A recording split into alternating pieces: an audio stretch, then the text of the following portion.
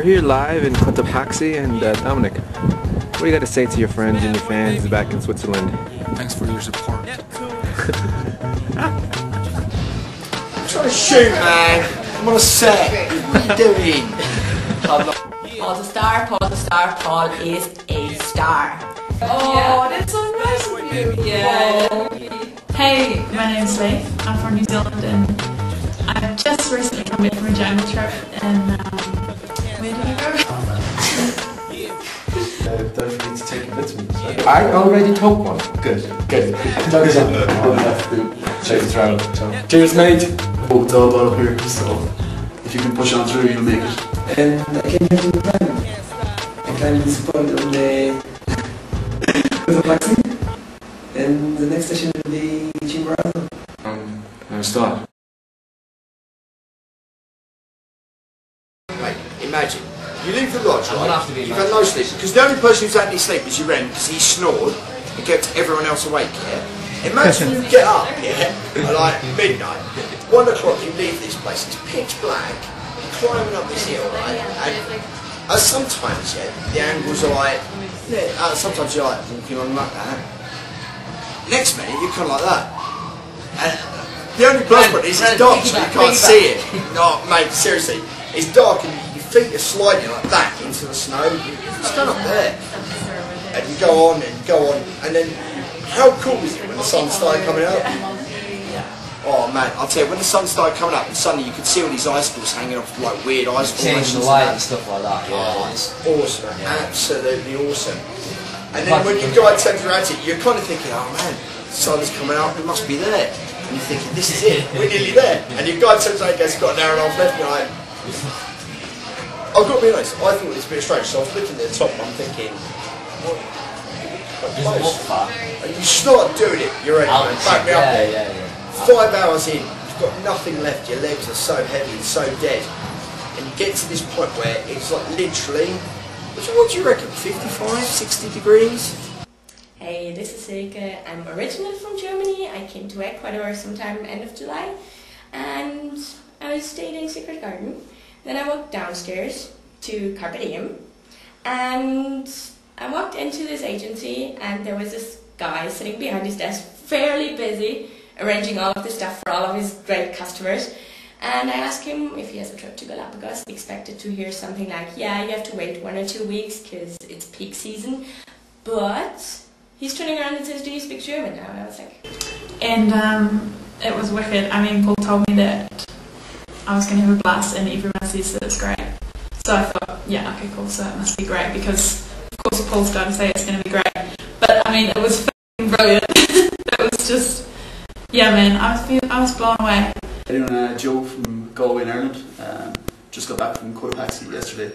We went up there with a big group, with 4 Americans, 3 of us Irish, 2 of my good buddies with me, and an Australian guy that we met here in the hostel. We decided to do Cotopaxi after 5 days in Quito, which was maybe a little bit quick in retrospect. But we had a great bunch. We got up there Friday to acclimatise in the national park, went for a long hike, met some of the guides, had good fun, picked up an Irish flag along the way, got it signed, which brought everyone together a little bit. But we got up to the refuge on Saturday morning, afternoon. Went from 4.5 to 4.8, which was a big change. And unfortunately the altitude got the better of me at that stage. I was one of the first up to the refuge at that point, but about an hour later the altitude hit me and I did not expect it. But so from then onwards I had a bit of a bad experience, unfortunately, got sick quite a lot, but kept on going with the encouragement of the rest of the gang. So Saturday afternoon we did some training on the glaciers, some different ascent techniques and some sliding, all that great fun. Got some sleep. I didn't eat all day, unfortunately, but got up around 12 o'clock Saturday night and we were feeling pretty bad, but we decided to just get going. I checked and I found there was only like 46% of the oxygen. Wow. So like all the oxygen goes to your brain. I'm not kidding you, I'm not lying when I say this at all, I promise you. I turned around to Chris said something to me, right? And Let's go down.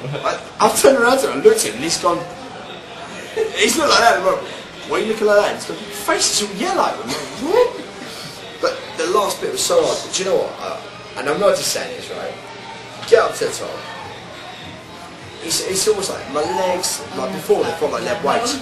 Get up to the top, and when we were on that summit, I mean, I think we were like maybe the second group up there. We saw you Red and Damien and your guy up there.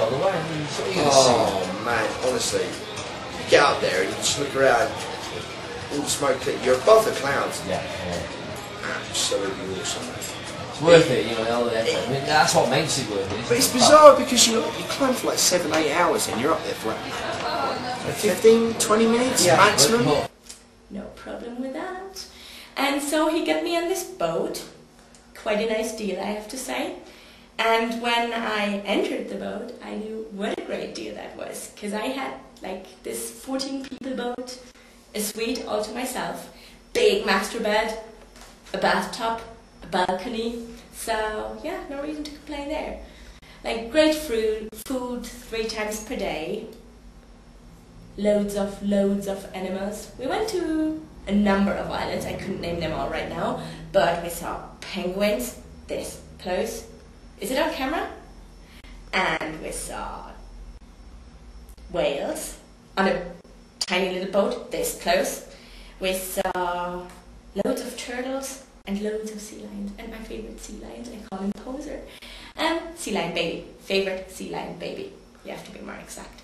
So yeah, I had 8 days on the Galapagos Island and it was beautiful. I think I almost got something you could call a tan, and well, that's maybe not CarpeDM's fault, but the great trip and everything, yeah, that was definitely very good. So from here I'm heading somewhere to Secret Garden in the Cotopaxi, Baños, whatever, and then definitely soon Coast. Climbed Cotopaxi last week Thursday, and it was one of the most unreal experiences of my life. I've never been that high before, 5,897 meters.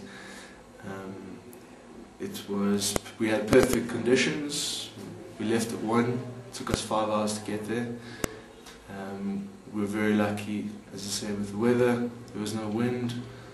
There was no clouds, and yeah, we walked at 1 o'clock by moonlight, and there were stars, and it was really incredible. And we got up there at 6 o'clock, perfect timing for the sunrise. And I felt like I was on top of the world. But yeah, it was one of the most physically challenging experiences of my life. Lawrence, that's it, yeah. And we passed on the track. She was shivering. She was shivering like that, and she had bright blue hips, yeah. And we walked past, I mean, they were bright blue. She's like that, grabbing business. And me and Chris, we walked past her and come out. Good luck. Making small talk. Oh, see that game with it now. Honestly, though, you walk past her and come like, yeah, we're going to see her again. And she's out of the game. We're up the top. Suddenly she's come over the top, and you're like, and, you know, I know it sounds real cheesy, it's cliche, it's karate kid stuff. Not when you get to the top of the mountain. Do you know, when she come over the top, we were so happy for her. Yeah. And at the same time, you're also kind of like, you know what, it's reachable. Normal people can do it. But the fact that it's a test to get there. It's mental strength, that's all it is, you know, that's really all it is. Technically, it's not very hard. I mean, you know, you read it like... There's no answers in you now, you've not been used to that. Exactly, you read it like Lonely Planet and they're like, I was technical, you've got to be ice experienced now. You don't really, I've never used like a nice hip or crampons or anything. But you can't see the Telecom Tower. No Burger King on the way up. It's a different, you know, it's a world apart from what you've done before. Man, when you're up there, seriously, it's something else, man. You stand there and you look around. And we were quite lucky because like we were up there, we were only up there 15-20 minutes, but it's a volcano, right? So it's got a crater and that, and the clouds there. But then the cloud cleared literally just as we were about to come down. You're like looking at it, you're like, it was just awesome. Don't film this, awesome. Superstar quality, top ones. Pornos, you've got superstar quality, yeah? Case off. They let this boy in. Come up. This bad boy, baby. Yeah.